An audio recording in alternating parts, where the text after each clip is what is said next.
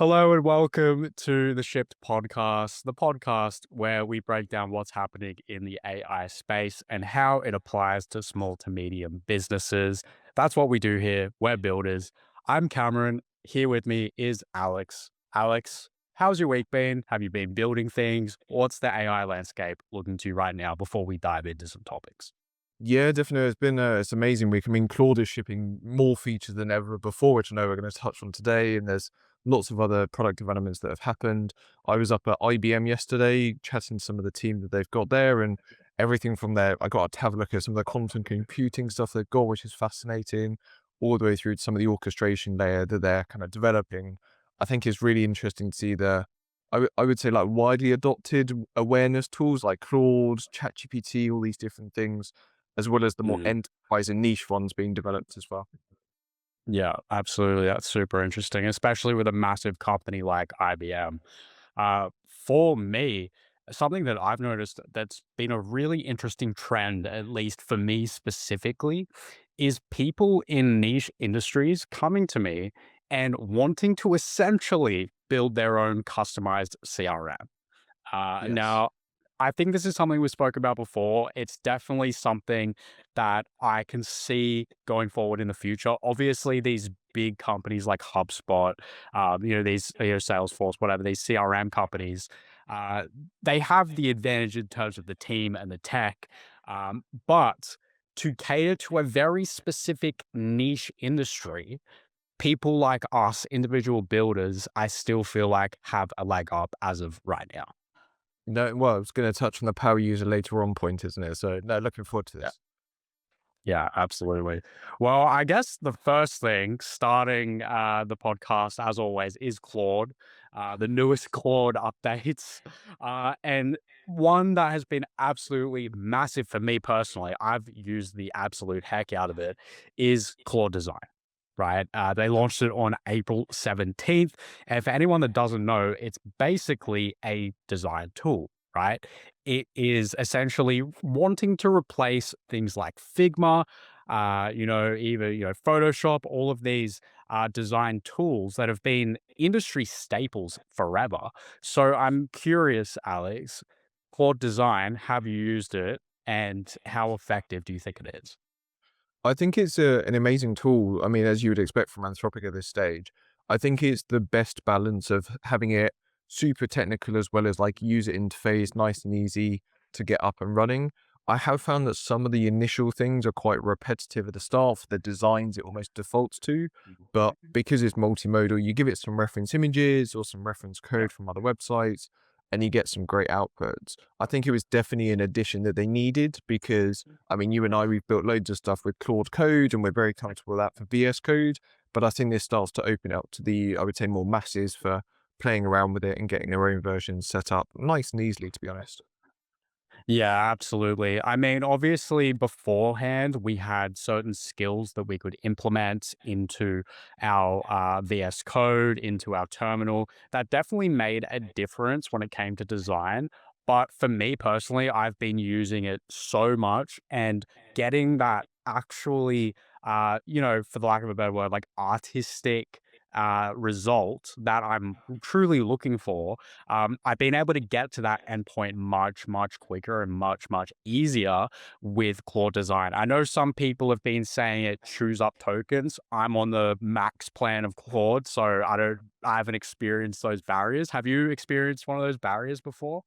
No, I'm on the same version as you. So I think it's, to me, it always comes back to the best inputs, the best outputs, right? If you're giving a really good structured prompt, examples, everything like that, you won't use as many tokens for the iterations and the updates and checking the code. And I think that's what makes a big difference. Yeah, and I've been using it from everything from obviously website design, also just proposals and having my proposals run through there. And then I just give it to Claude as the template essentially, and it just goes from there. So it has been an absolute game changer for me personally. I think the big question here when it comes to Claude design is it actually at the point where it could replace a designer, like an actual in office person? What are your thoughts around that?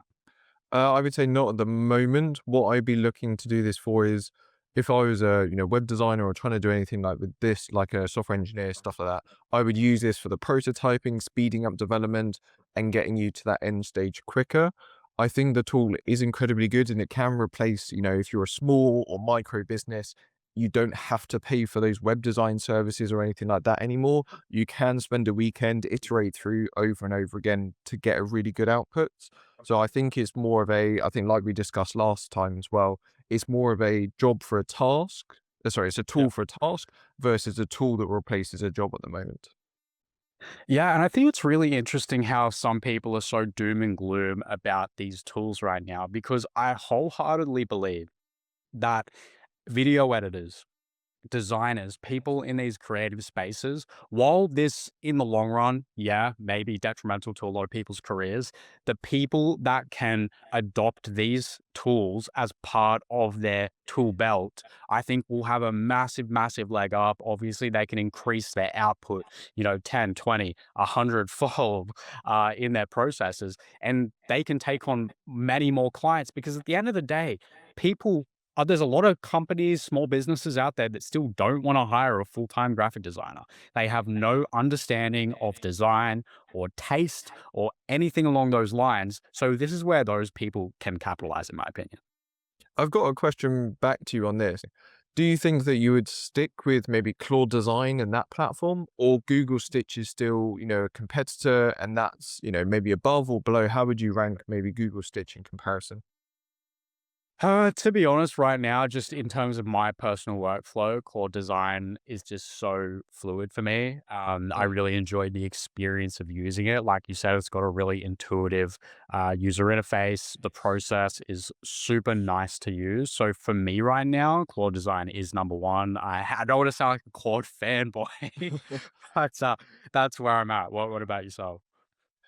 To me, I think it's almost 50-50 because I think both of them have incredibly good UI designs. Both of them have pros and cons. I mean, Opus, the model itself is just amazing. It's just crushing it at the moment. For me, it's almost if I take a step back, Anthropic doesn't have an image generation tool. They don't have the Yeah. search engine. They don't have all these other things. So yes, Yeah. it may not have it at the moment, but could Google Stitch, version 4, 5, 6, whatever we get in the future, with Nano Banana built in, all of the SEO, GEO that Google's natively got, could that be the way to go, in a few weeks' time, which is the story of everything for AI at the moment? One tool's on top for 1 week, 2 weeks later, another tool's on top. Yeah, I guess for me, if I'm building some type of creative workflow, I'm probably building the template for the creation, like the design, the style in Claude. And then I'm using the APIs from Google to then do image gen and all the other generation things within the flow. That's probably what I would do if in the next time I'm creating a some type of pipeline because I'm updating my pipelines weekly at this point. It's ridiculous where with everything that's coming out. But something that I feel like we can't skip over at all while we're talking about Claude Design is that Figma dropped 7% in a day, the day Claude Design launched. Now, how detrimental do you think Claude Design and things adjacent to it will be for things like Figma? Again, it comes back to the long run plan of what Figma's model is, how they're going to use it. I think that Claude design tools are incredibly good, and it does get you to a very substantial level very very quickly. But it's not for everyone. It's not as easy as some of the tools in Figma. Again, Yeah. us as maybe more the power users, we know how to customize it, change it, the different use cases for it. But if you just want plug and play, I think that's where Figma can be really good. That's not to say against though, it will have an impact on all of the tools in that space. Miro, we've got Mural, we've got all these different ones. I think it will affect their, ARR in the future, their actual client base going forwards. But I don't think it's quite there in maybe the next, 3 months. But beyond that, who knows with AI? Yeah. So I think this leads pretty nicely into ChatGPT, OpenAI, releasing Images 2.0. Now, I've got a quote here: the first AI image model that nails readable text inside marketing graphics at 95% plus accuracy. Now, I don't know about that quote because if I'm being honest, I feel like we've been there for a hot minute in terms of like quality text output. I can't really remember it, the things I've been producing in Claude to be that faulty in terms of the text, like when I'm making PowerPoints and things like that. What do you think about this narrative? Do you think it's hype or do you think it's legit? I think as ever, it's just attention grabbing at the moment. The text that's come out of ChatGPT, sorry, the text that come out of Nano Banana has been incredibly good for a very long time. I would argue V1 of the GPT image was quite good. Again, nowhere near Nano Banana. I think it's just that latest iteration, which from, like you say, a marketing use case is fantastic. Get it switched on, get it used. It's a game changer for some of that. Yeah, absolutely. So obviously we have, ChatGPT Images 2.0, we have Claude Design. How do you realistically see these being worked into small or medium businesses? Because, you know, especially on the small business side where they can't afford a designer, and the natural language aspect of these tools being so easy to use, how do you see them being slotted into businesses in a realistic way? I think there's a variety of different ways. If I do ChatGPT image quickly, I mean, all of that around image generation for marketing, for sales, everything like that is incredibly good. We've seen it, especially in, for example, sales use cases or development of new products and solutions. Even just trying to come up with an idea of what that dashboard maybe looks like, Mm, putting the tool, putting a maybe product in Italy, in France, in Australia, just to see the different vibes and maybe what it would look like as well. I think that's been mm, fantastic. If we look at Claude Design, again, I think there's different layers to it. I think, first of all, that entire model around skills before we even get into design and the outputs, that's incredibly useful because then you can use it in chat, in co-work, in, code, and it helps just get those good repeatable outputs in the future or even automate some entire processes. If I look at where does that apply within specific business elements, I mean, the opportunities are quite endless, to be honest. I mean, we talked about speaking about, inputting your own CRM, generating platforms like that. I think having niche developed, applications within businesses as well.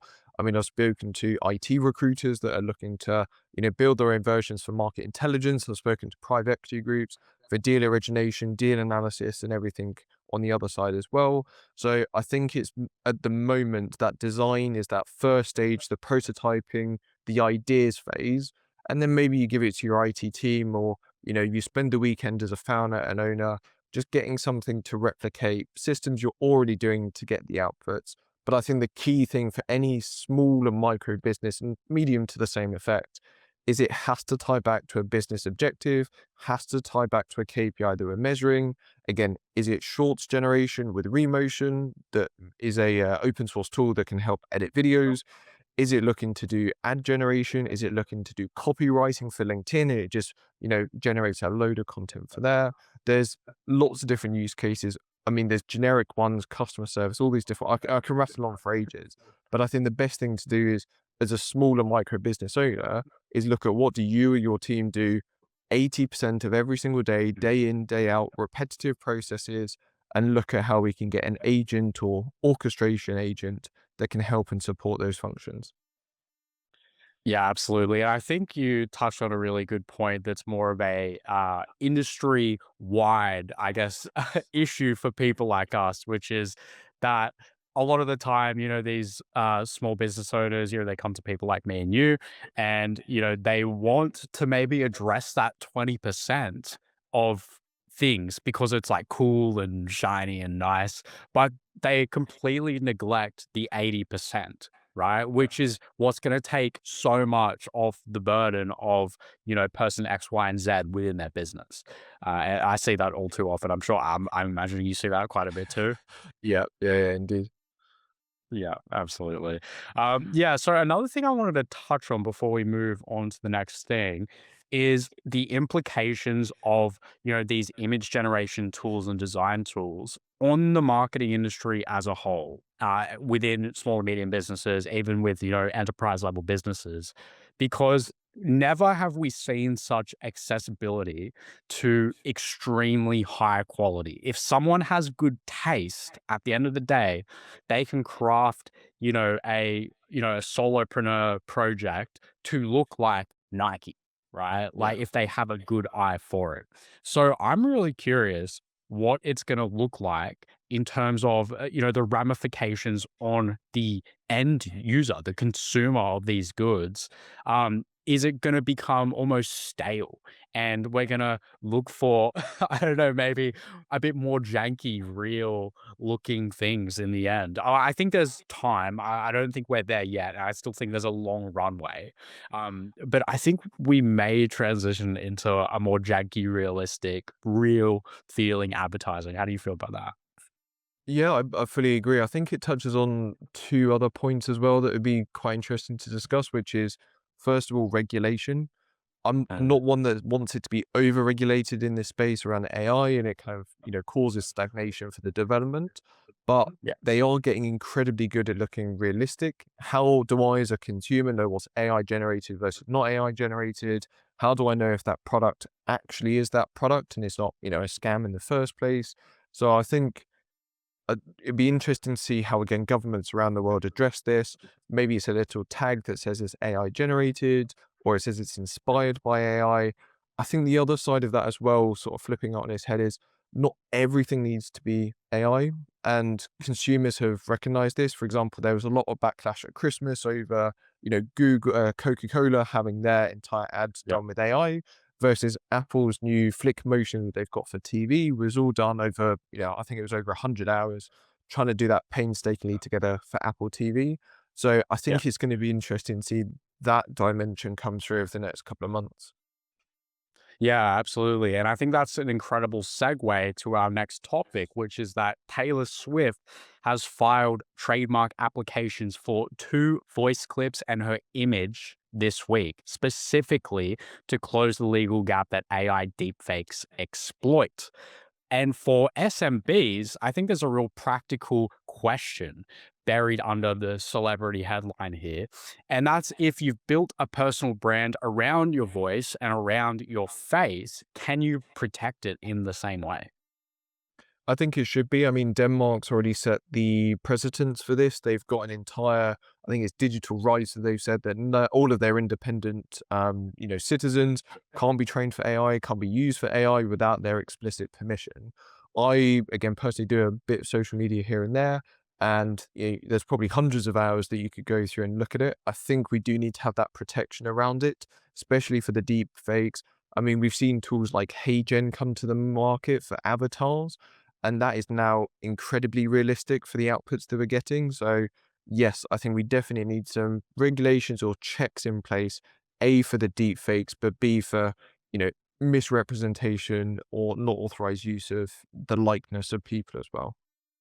Yeah. Have you actually created an avatar on HeyGen before? Yes, yeah, Like I of have. yourself? Yes, yeah, yeah. Yeah, and I don't know when you did it or when they implemented this, but they do have a security feature where you have to turn on your webcam and basically do a couple things. Did you have to do that? Yeah, and that's what I think we need across different platforms though, because if I look at, for example, Fish Audio is one of them. There's lots of other platforms out there. They have voices of, Trump, Elon Musk, they've got Taylor Swift, they've got Kanye West. I personally don't know if they've had permission to do that. If they have, then great. Absolutely use No their likeness. way. But yeah, exactly. And if you haven't got permission, again, I don't think you should be able to do it. But because it's a global world and AI is dispersed all over the place, it's almost going to need a global coalition to kind of tackle that problem or make it aware on, different platforms in the market for, like on X or Instagram. I think they've got little tags now that says this is generated with AI or it's likely to be generated with AI. That's kind of what we need. Yeah, exactly. And this is definitely not me promoting black hat hackers or anything, but I'm sure there are people out there who are able to create some type of software where it kind of puts, that face over your face, like kind of like in the sequence of the software. You know what I Yeah. mean? And so I guess my concern is just like, how do they actually get around that? They need to be so on top of that. And I think that's where maybe like we look at things like Claude Mythos, like we spoke about the other week, it being such a high level of AI where these security infrastructures can implement these security measures before black hat hackers are able to do things like that, because we don't have to go into the real dark realm of this, but you probably know what I'm talking about. The deep fakes and the exploitive content that can be created through AI is a pretty scary prospect, and we need to have those security measures in place. No, I mean, you just have to look at the phone call voice AI scams that have come through quite a lot. There's been a huge surge over the last, 18 months, a year at least. So I think it's already out there. It's already starting to get prevalent. So whatever we can do to mitigate it would be great. Oh yeah, absolutely. I mean, my grandfather has been the target of some of this stuff, Okay. and I've seen some of the exploits out there that people are doing, and you know, I have to look twice. Mm. You hear someone's voice, you hear almost like a one-to-one version of it. Hey, I've been kidnapped. I need you to send $5,000 to this address so they let me Yeah. go. Things like that. Yeah, and then another thing, if you can't reach that person immediately, it's like you're freaking out. Like Yeah. you're in panic stations. So I think, I mean, that's the duality of technology, right? In every technology, there's going to be, people that do incredible, innovative, brilliant things, from, cancer research to discovering new galaxies, and then there's the dark side of it where people commit crimes and people do terrible things and people make deep fakes of people, and I think that's just the world we live in, right? I think the one of the industries this will impact the most as well is, I would say, more the HR, sort of the recruitment, the entire sort of Mm. outsourcing model. Because how do I know who I'm hiring? Like you said, you can now have deep fakes and you can put people's faces over the top.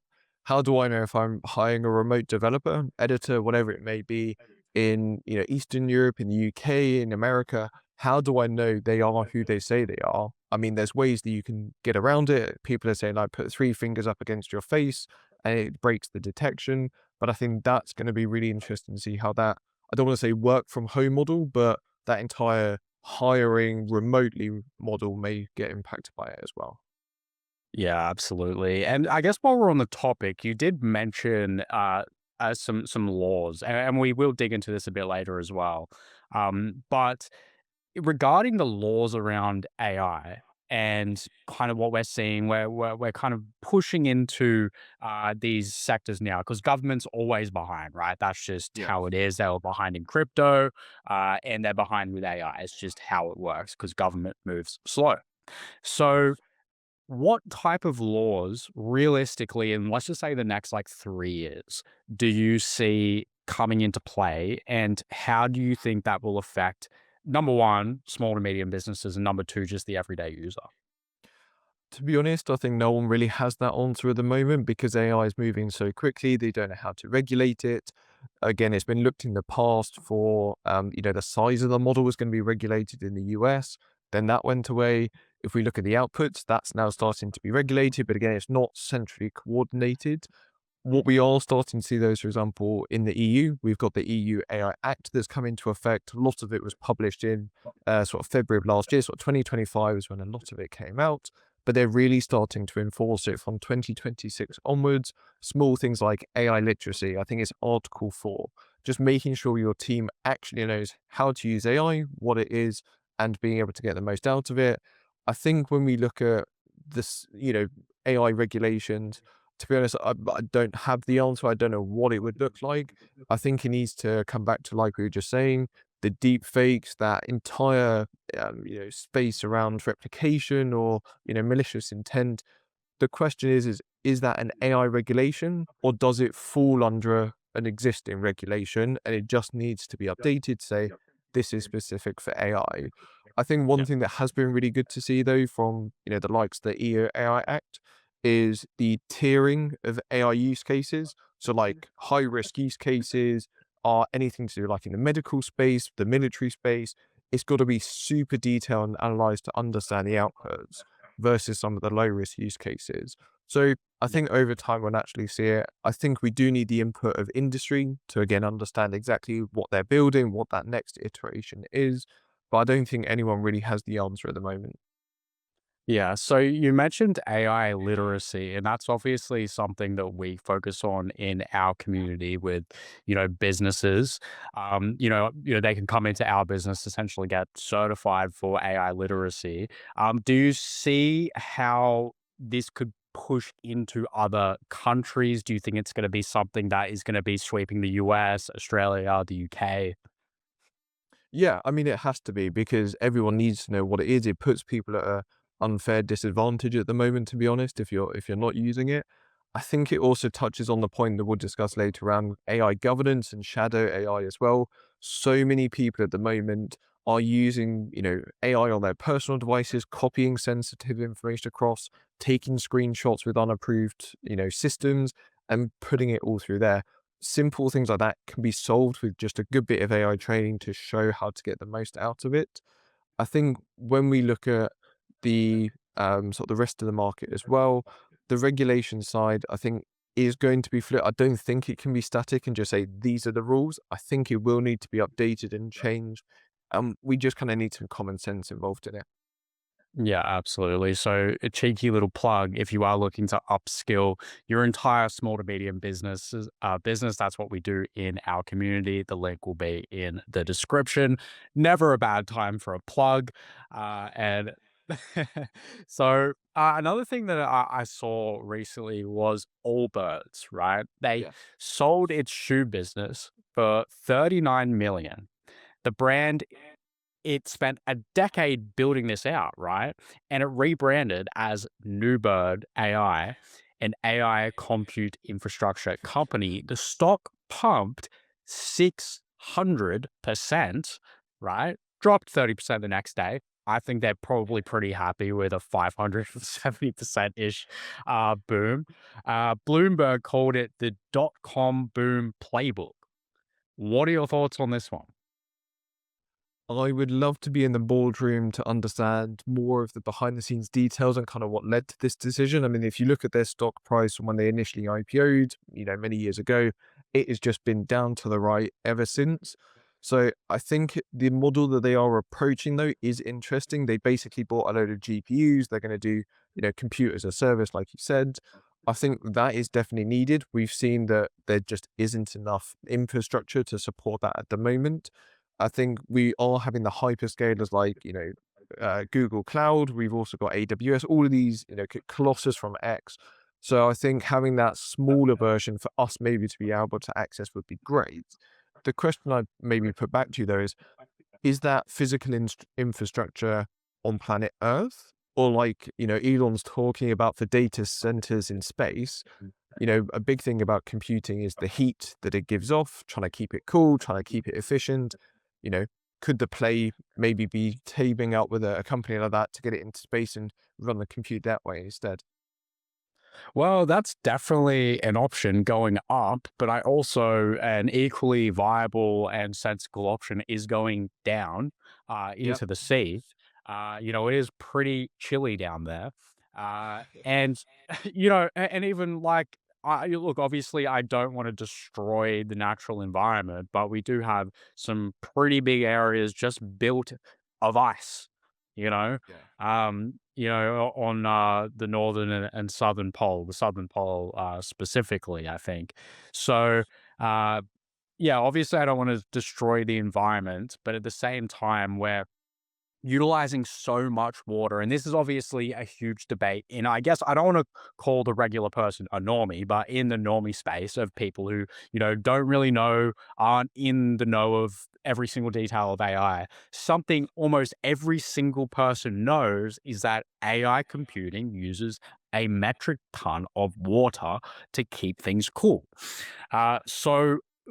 Is the juice worth the squeeze? Is the trade off of putting something into space or putting something into the sea or putting something in the north or south pole? Is it worth it? That is not in my area of expertise, if I'm being completely honest with you.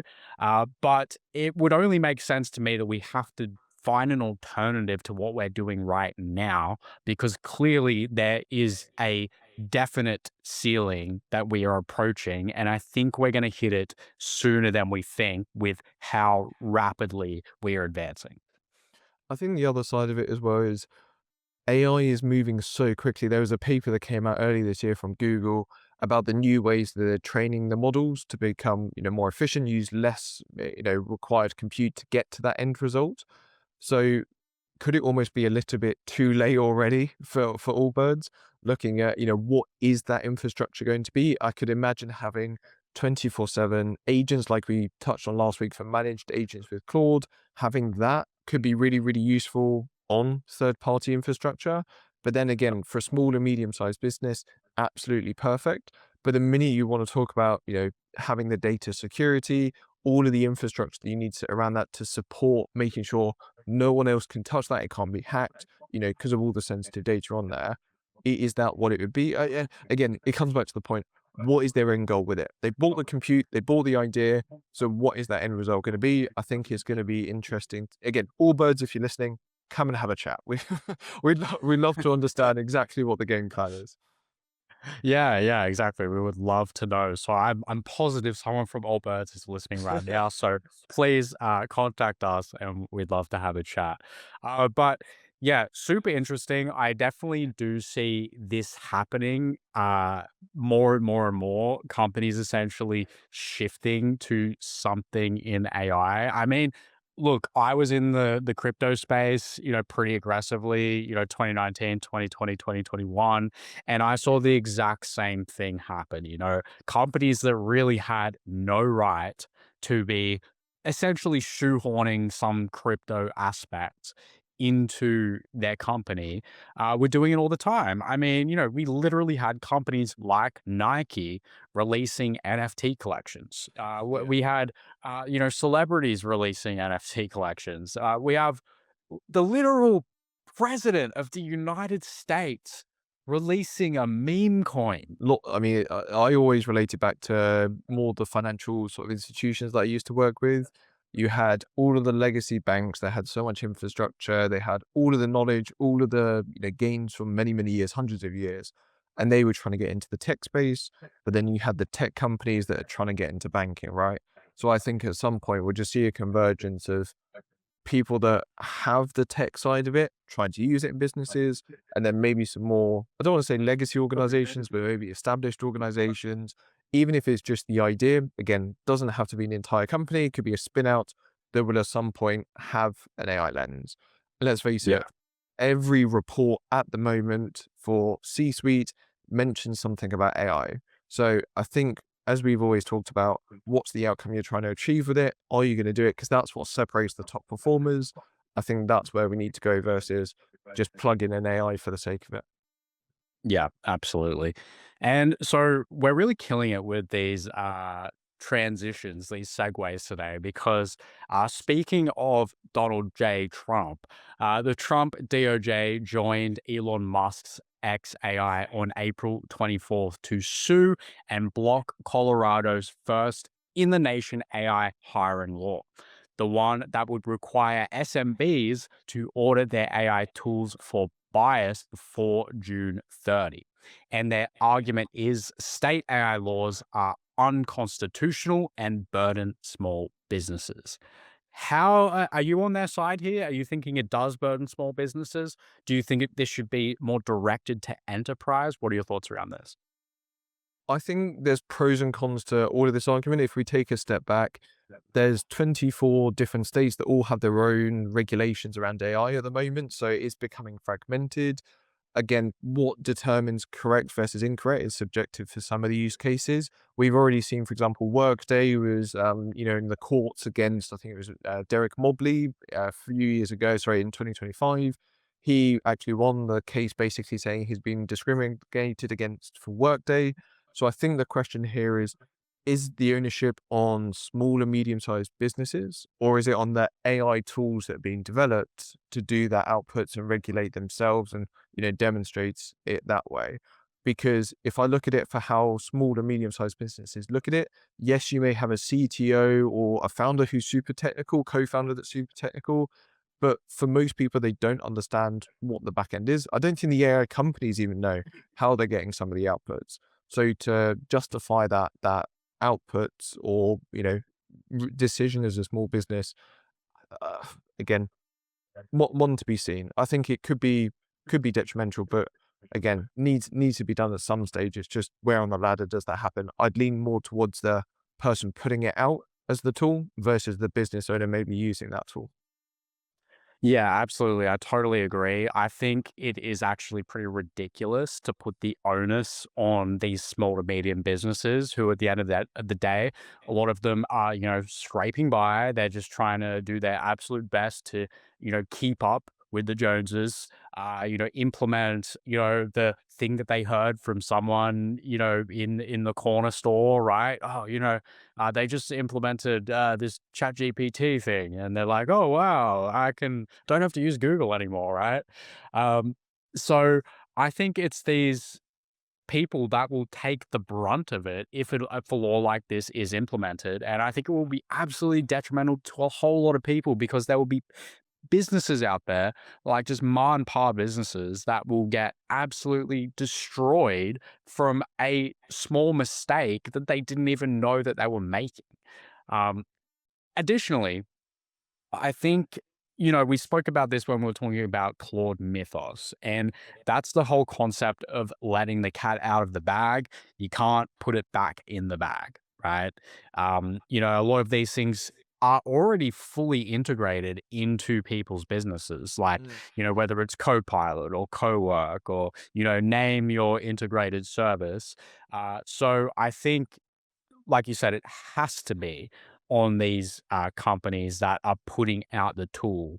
But then again, like I mentioned, the people who are, a little bit tech savvy, uh, you know, when the whole Claude instance is out on GitHub, you can't really go backwards from there, can you?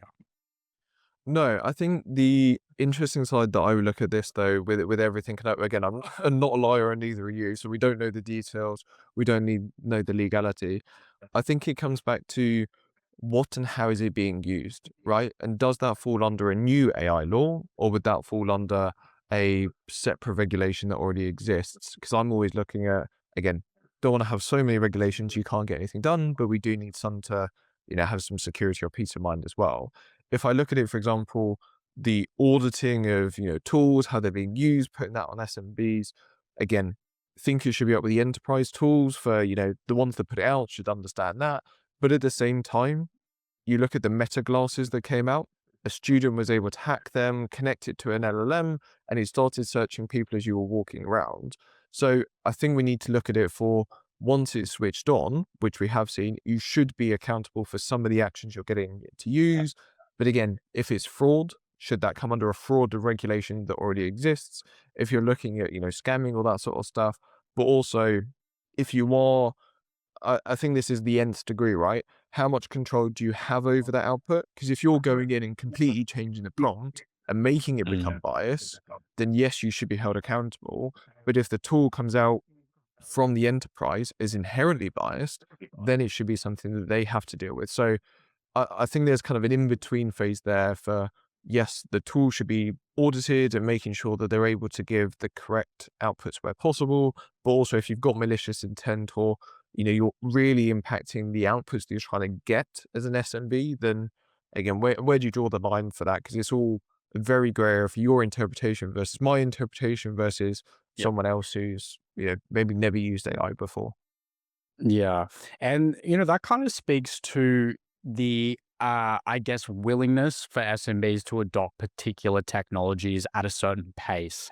For example, I'm working with a client right now who is very reserved about implementing these technologies. And he only now, after, many years of these things floating around, even though he's friends with people who are actively on the cutting edge of this space, he was still extremely reserved. And only now he's starting to just want to kind of dip his toes in the water. So I guess the question is, do you think businesses should be more willing to kind of dive in and then roll back if they have to? Or do you think they should take that kind of like very cautious approach, implementing these things into their business? So if we take a step back for the market, a lot of SMBs only have 1 to 3 use cases within their business kind of live at the moment. So very, very few people have actually gone up to, huge scale with lots of agents, turned on everything like this. The way that I would look at it is internal, yes, test it out, try what you want, be very careful on the permissions you're giving it to, the agent, the AI, whatever you're developing, put guardrails and security around it to make sure that it's staying internal as possible. The higher risk use cases I would then look at is, and I don't mean this in a negative light, but for example, customer brand and customer image. If you turn on a voice agent, but you haven't done all this training, analysis to get the outputs, and you just switch it on and it starts saying stuff that's negative, then again, this is where you need to put the time in beforehand. Although it is said the tools are getting a lot better at that natively, it comes back to the thing that you and I have banged on about many times. What is the business objective that you're trying to get AI to achieve? Because if you don't know why you're turning the tool on, you may not even need the tool. I've Yeah. worked with clients in the past where they're reporting this, that, and the other within departments. We just put a password on one of the Excel documents one day, sent it out, and two out of the like 15 or 30 people on the email chain actually asked for the password. So then we didn't need AI to generate the report or create a new dashboard. Entire process just needed to be looked at and said, do we actually need AI to get involved in that in the first place? So I think there's a balance in, yes, definitely get it in, get it upskilled, understand what the market's doing, but don't feel like you have to switch on every latest and greatest tool unless it meets a specific outcome you're trying to achieve. Exactly. That's always the bottom line. And that's something we absolutely preach in our AI for business community. So, something that is, I guess, alerting people right now is AI is directly or indirectly cutting 16,000 US jobs a month, right? And that means 25,000 in total a month and creating about 9,000 back. And it's not the most senior people taking the hit here. It's Gen Z and entry level workers, the people that used to do all the work that AI handles. So, what do you think the implications of this are? And I imagine we're only going to be trending in this direction this year at least. Yeah, I mean, to be honest, it massively worries me for how that's looking at the moment, because I think we do need to be looking at upskilling and getting that training in place. I mean, from my years at Deloitte, the best time was when I was just listening into meetings, working with senior people to understand that thought pattern, how they were trying to get the end result for that client that we were trying to work with.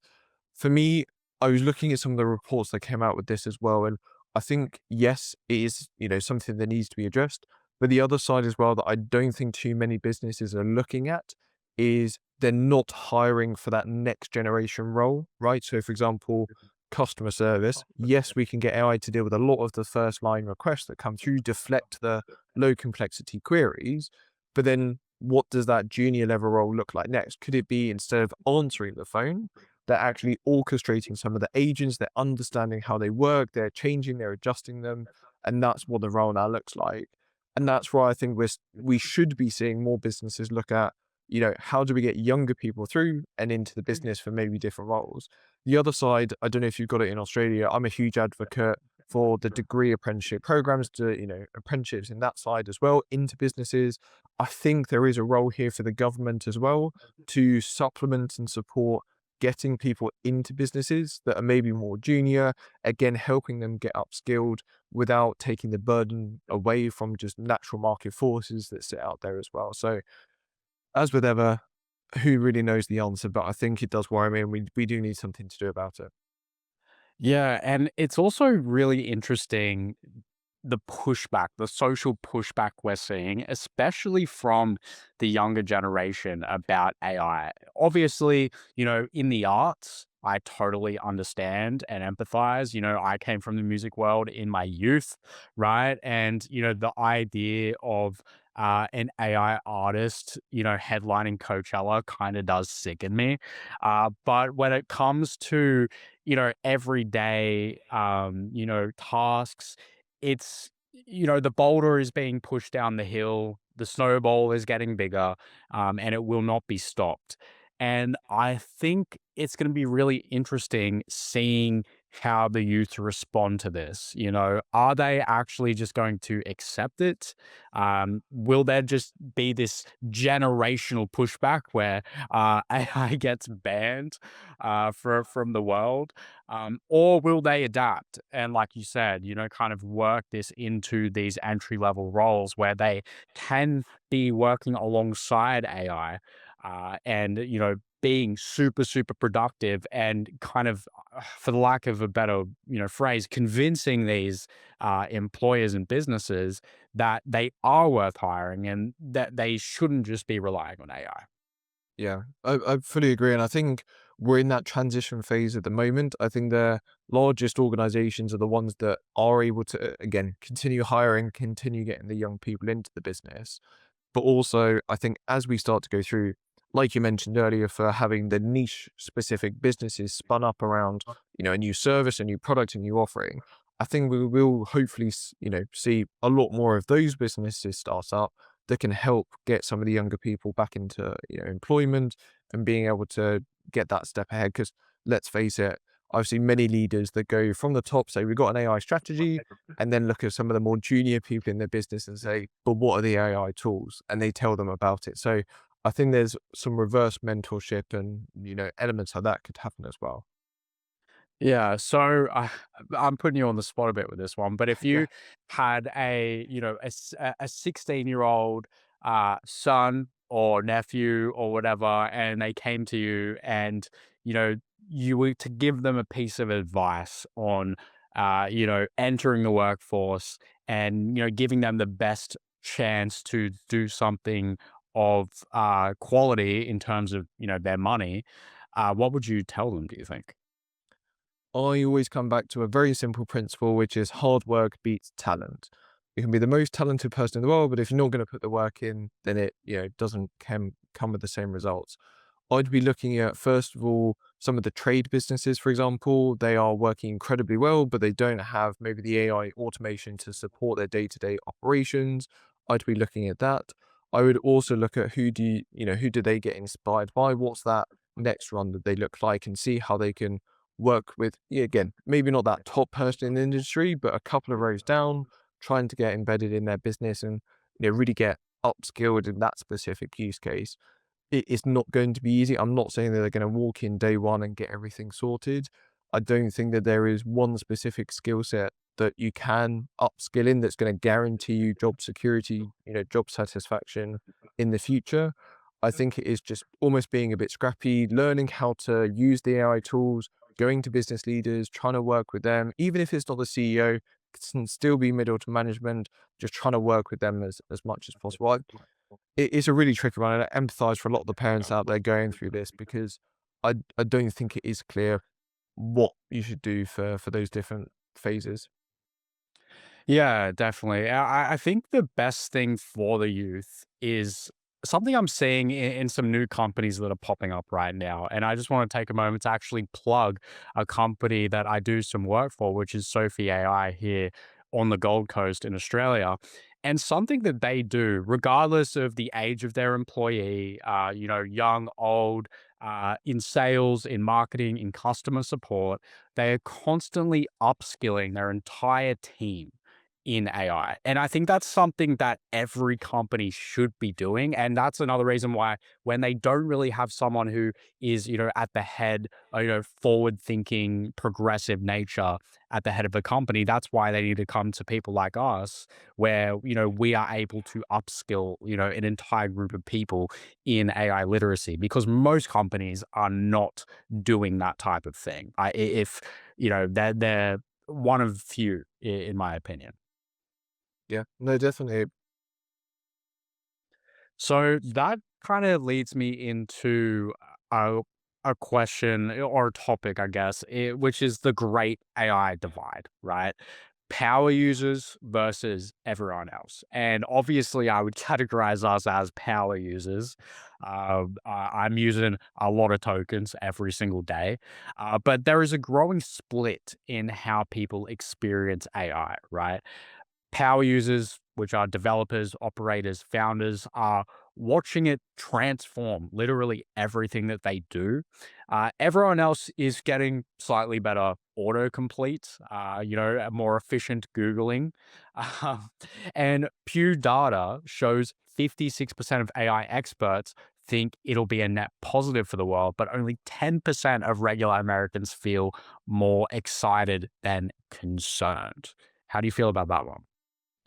When we look at the power users versus the everyday user, I think there's the use case for both because what I see the most at the moment is the key skill that everyone should have is critical thinking because that will help you get the outcomes regardless of if you need to use AI, don't need AI, verifying outputs and everything like this. I think they work hand in hand, if I'm honest.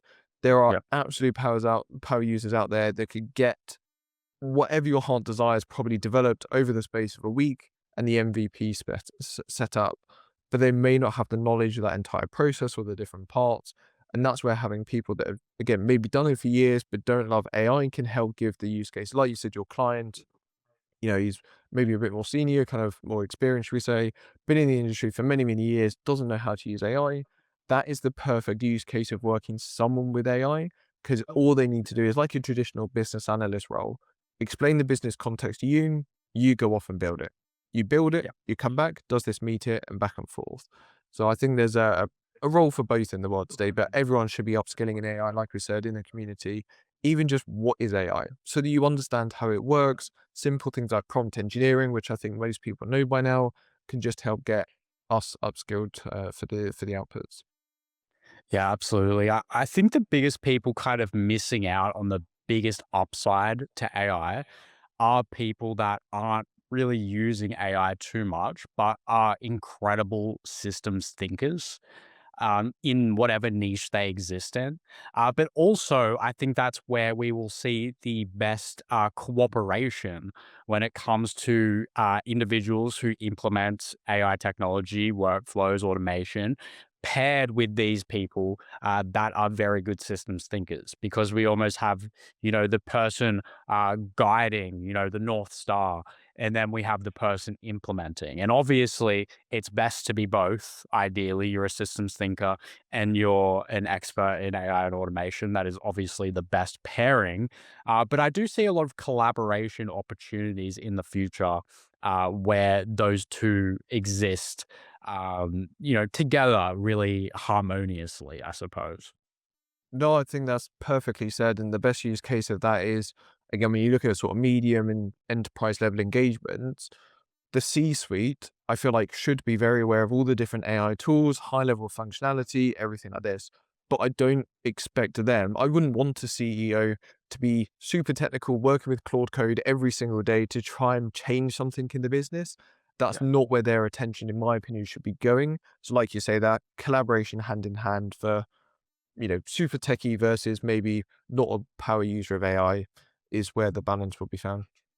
Yeah, absolutely. So something I saw recently was that Meta announced it was buying Manus, the quote unquote truly autonomous AI agent startup, for around 2 billion back in December.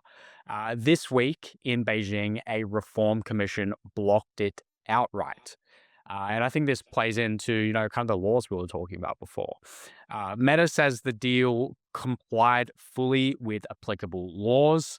Uh, what do you think this means for kind of the AI landscape when we're seeing such a massive company being just completely blocked in an entire country? I suppose it's not crazy to see from China putting the hammer down and making a hard and fast rule, but especially in the West, I think that's there's some implications there.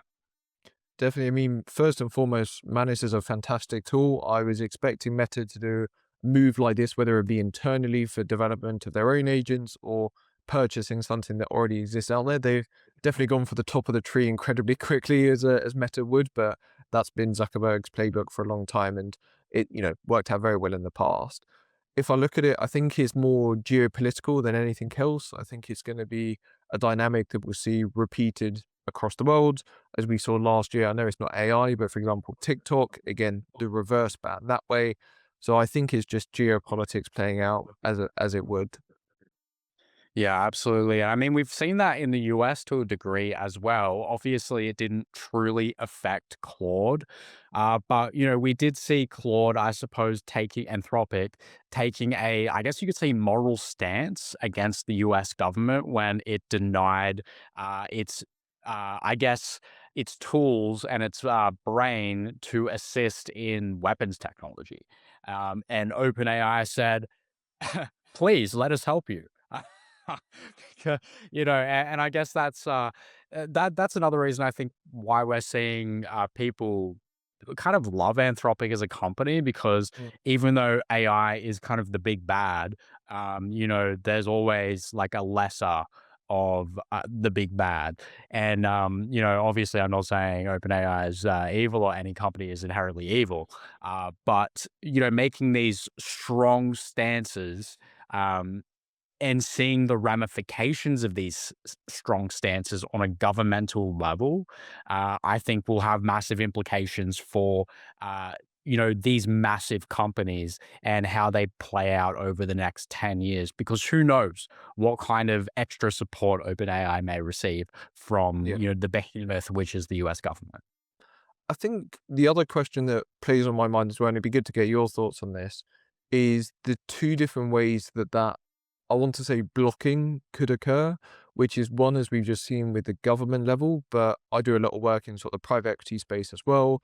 So could there be more of that merger acquisition or that funding round sort of going through that means actually it's blocked from, again, like we saw with Adobe buying some of the other tools. I can't remember which one it was. I think it was Figma, wasn't it? Yeah, a couple of years ago, that was blocked by the government, but that was a private deal going through. So is it a government blocking a government, or is it a government blocking two private organizations? I think that will be interesting to see as well.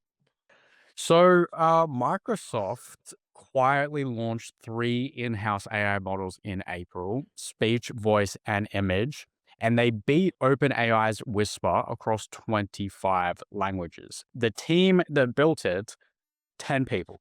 Okay, so I think that says a lot about where we are in the AI development space. What do you think that implies? Before we get into SMBs, what do you think that means for builders?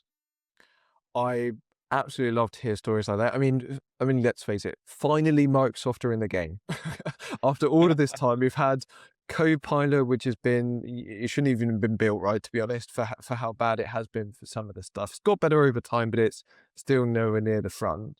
I've been waiting for Microsoft to be properly in the game for a long time, and it's great to see. Yes, they own parts of OpenAI, parts of Anthropic, all these different things, but they're getting their own model. I mean, first of all, if I was Sam Altman or Dario Amati, I probably wouldn't be very happy to hear this, seeing as they've given the investment into them. The lessons learned, I'm sure, trickling way back up to Microsoft as well. If I look at it from the tools that they built, though, first of all, they were open source. So it's great that we're able to get access to them. The speech one I've used myself and absolutely fantastic for the outputs we're able to get from that. I think it really boosts the open source community when we get to see things like that and puts the foot in the door, especially for these companies to get adoption really, really quickly. I think if we look at the financial side of it, sorry, if we look at the team side, like you mentioned, the fact that 10 people were able to do this is unprofound. I mean, if you look in the past, there used to be huge teams of AI, ML teams that basically needed to go through, develop everything, millions and millions of iterations, developments. I would be curious to know how they were able to achieve it so quickly. And it, again, Microsoft, if you're listening, come and have a chat. We'd love to have you. um, but Bill, if you want to come on the yeah, podcast. yeah. But I think it shows you the iteration of development, how fast it is when you put a properly technical team on it, properly understand again the outputs they're trying to achieve. You can get stuff done so quickly these days. I mean, that's outside looking in. I'm sure inside looking out is a very different story. Yeah, it's unreal. I mean, when I just look at, how I've developed my own one-man band over the past 6 months, and how, my own productivity has increased, I can only imagine with the resources people, at a company like Microsoft have, with the amount of tokens I imagine they have at their disposal. They're probably running, 500 to 1,000 instances of Opus 4.7 at once. or I guess they're using ChatGPT, whatever, 5.5 or whatever model they're using. So I imagine their resources are obviously great, but regardless, 10 people developing, such products is an incredible feat. And it's very, very impressive.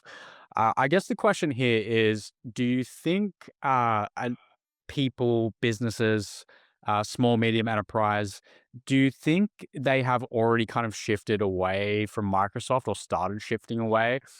Or do you think, I mean, in your experience, you work in a lot of these kind of enterprise companies doing a lot of work for them. Are they all using Microsoft still? Yeah, yeah, there's still tons of people on Microsoft, on Teams. That entire platform is just it is fantastic as a ecosystem for kind of the outputs you're trying to achieve. The AI has just been lacking though. I think you're either camp Google or you're camp Microsoft. There's definitely no in between. Yep. Microsoft, when they can get this embedded with the I would be interested to see the angle that they take with it and how quickly they can develop the tools. Because are they going to have it as a almost like a Gemini sort of co-assistant in meetings like it can already do, active note taking, active, action suggestions, or these sort of things? Or are they going to look at how can they get agents within Microsoft's ecosystem set up even quicker so then it's starting to take actions, or it's following up with people on Teams, or it's creating documents based off the back of stuff? That's where I think it would be interesting to see what that next phase is from. I mean, they've got a vast, if we take a step back as well, the governance, not the governance. If we look at how they're going to train the models, I know that Google is almost like that opt-out model. I wonder if Mhm. Microsoft going to do a similar thing for opting out. So then with the Teams meetings every day, the Word documents, PowerPoint, I wouldn't want my IP going to them. So I'm sure they've already thought about it, but for small to medium-sized businesses, how do we make sure that's switched off if you don't want to it, or how do we make it apparent that is not training the models? Because again, if I look at, for example, like PR, no one, we probably don't touch on the PR industry that much, but for how sensitive some of that information can be, for literally if something goes completely wrong in organizations, a scandal, whatever it may be, that's very, very sensitive discussions that affect the outputs that go through as well. So yeah, finally Microsoft's in the game. That's all I got to say. Yeah, well overdue for sure. I think a really interesting aspect of this story as well is that they renegotiated their contract with OpenAI specifically to build their own models, which I find really interesting because why did they even enter this agreement with OpenAI if they weren't getting the massive benefits of an already extremely successful and very well operated well, that's debatable, I suppose, but, like, the quality of their product, is you can't deny that, and why was that not just immediately integrated into, Microsoft? Why did they have to, renegotiate a contract to build their own models to actually get something that is usable in these, industry, business situations? It just doesn't make sense to me. No, definitely. I mean, the entire OpenAI legal structure has been incredibly interesting over the last couple of years to see OpenAI, closed AI, bought by a different thing, subdivestiture, apparently it's for profit. So it's a very interesting legal structure that sits behind it. My question Yep. is, though, and I know we'll touch on it a bit later for the user base, but is it the right data that OpenAI would want? Sorry, is it the right data that Microsoft would want? Because they're enterprise, they're business focused, that's the data they want. I don't, as a business, I don't want to know how to Google to make lasagna or OpenAI to make lasagna, right?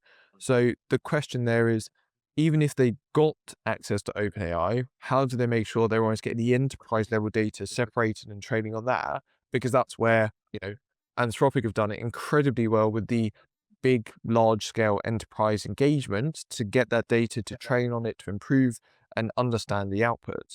That's the angle that I'd be looking at for Microsoft, which again, they've already got the data there. It's already in Teams. It's already in SharePoint. It's already in Outlook.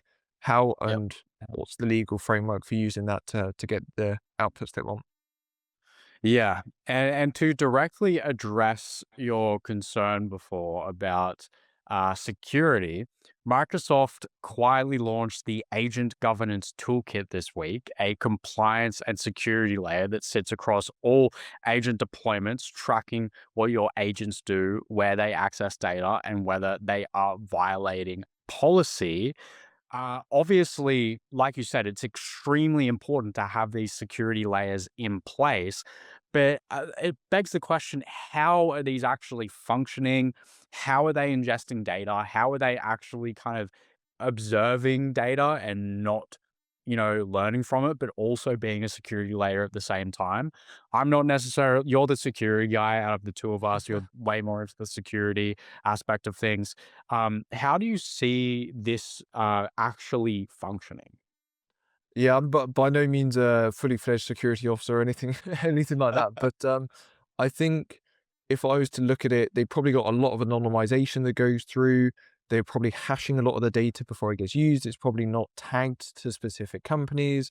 If I was looking at it from a training point of view as well, I'm sure that they've got opt in versus opt out, hopefully, for using it.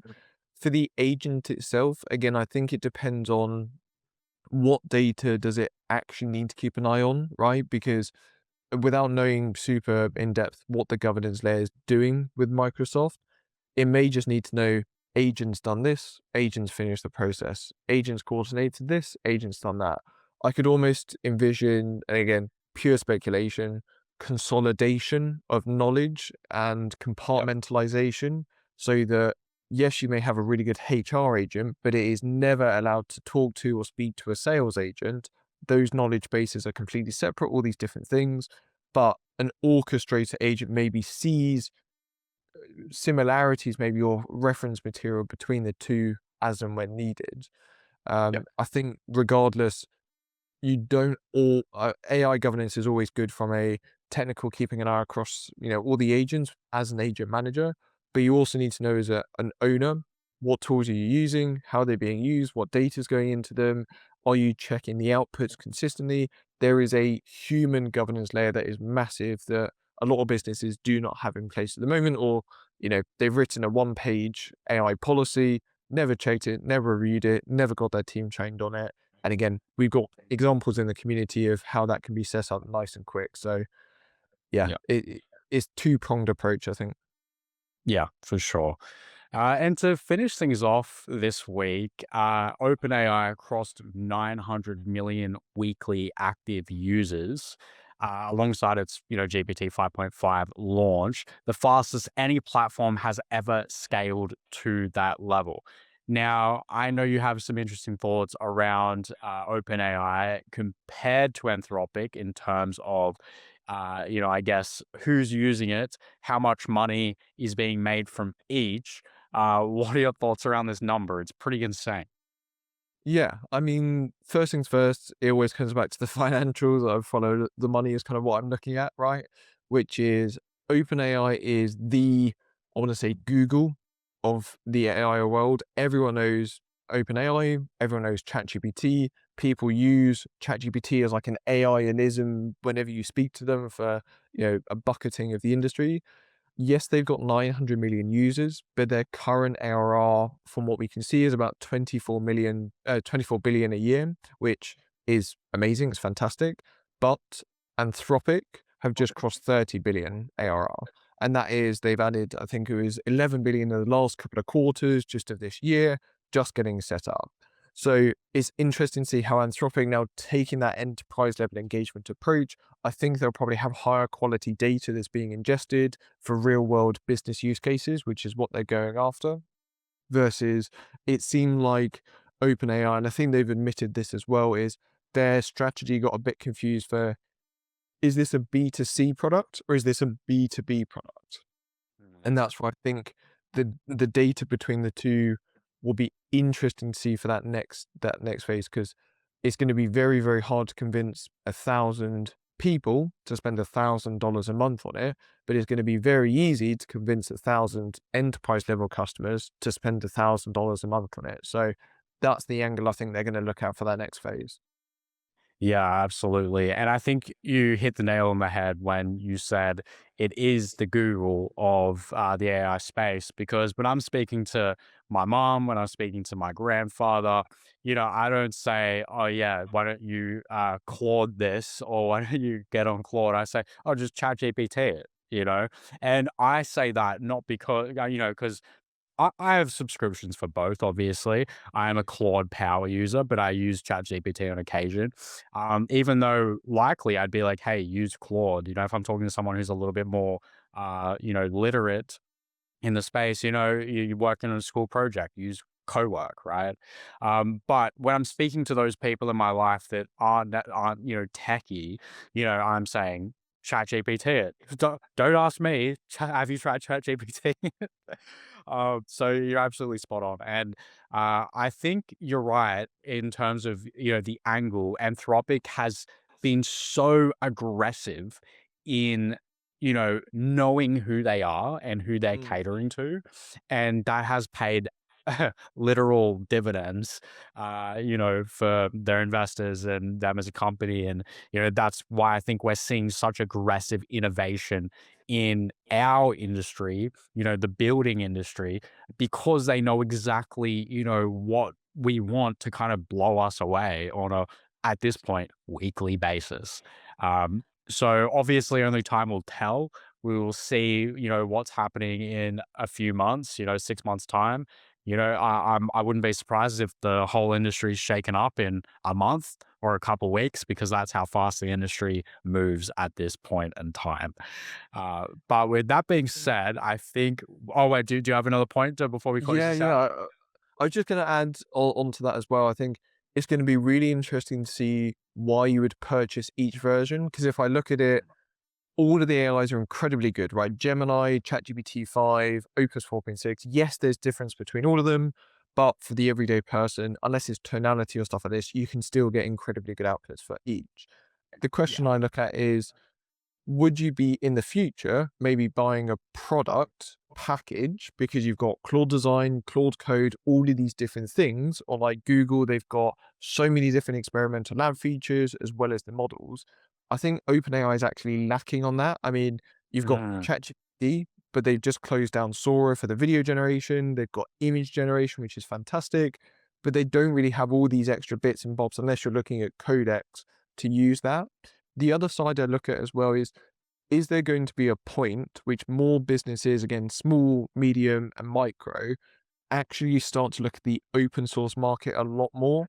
Again, like we are talking for Allbirds, if they could get their own dedicated compute infrastructure just to run this in the background, yes, it could be more cost effective, or they just spend the money to get better local running AI for their teams on computers, desktops, whatever they're using. Then could a Kimi K2 I know we're on 6 at the moment, could Kimi K3 could actually be the model that's open source, free, running locally on a computer, or Google with their new Gemma 4 model. They've got a 2 billion and 4 billion parameter model, which can even run on, some phones out there. So it'd be interesting to see at what point we stop paying for almost the model and we start paying mm. for that product suite that sits around that company, that model, or whatever we want to say it as, and that's why we're buying it. Like a Netflix. You're buying it because of all the different things on there, not just because of one show you want to watch. Yeah, absolutely. And only time will tell. It's an exciting time to be alive right now.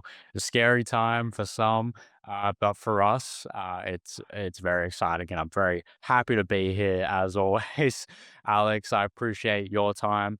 I appreciate any viewers or listeners who are consuming this media right now, especially as small to medium business owners of any kinds, people who are just interested in AI in general. We know your time is valuable.